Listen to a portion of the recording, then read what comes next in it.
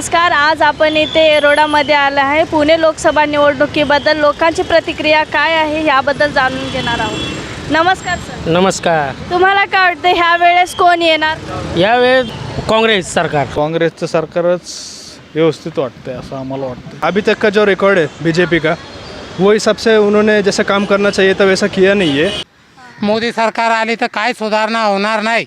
राहुल गांधी. नरेंद्र मोदी.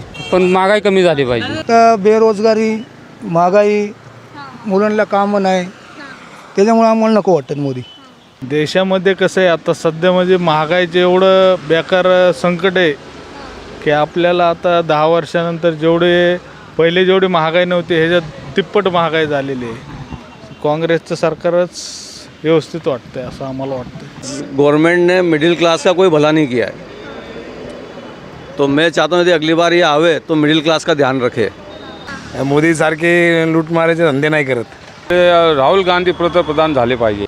क्योंकि कांग्रेस के समय business class सब खुश था और यही गवर्नमेंट के आने के बाद में बिजनेस क्लास एकदम दुखी हो गया, वो निम्न क्लास से भी नीचे चले गया. मोदी सरकार, मोदीच का म्हणजे विकास पुरुष आहेत ते, त्यामुळे मोदी सरकारच. मोदी सरकार. आमच्यातले गरीब आहे ना, गरीबच होत चाललेत आणि श्रीमंत ते श्रीमंतच होत चाललेत. हे सरकार बी चांगलं आहे, पण महागाईच्या ह्याच्यात आता लोक कंटाळलेले, नवीन काहीतरी पाहिजे लोकांची ती अपेक्षा आहे. शेनजी वाढवली, तुमचं गॅस सिलेंडरचं वाढवलं, सगळं महागाईमुळे लोक कंटाळलेले. पहिला 500 रुपयाचा सिलेंडर आता 1200 रुपये 1100 रुपयापर्यंत गेला आहे. तो बेरोजगारी के ऊपर जो मुद्दा है वो उन्होंने सॉल्व नहीं किया है. ये सबसे बड़ा एक प्रॉब्लम है. भाजप सरकार एवढा भंगार आहे की भाजप सरकार आल्यापासून लोकांचे गोरगरिबांचे एवढं नुकसान झाले. गॅस किती होतं पहिला 360 रुपये गॅस होतं, आता किती गॅस झालं आहे 1100 रुपये झालं. CNG किती होतं 60 रुपये किलो होतं, ते 83 रुपये किलो झालं.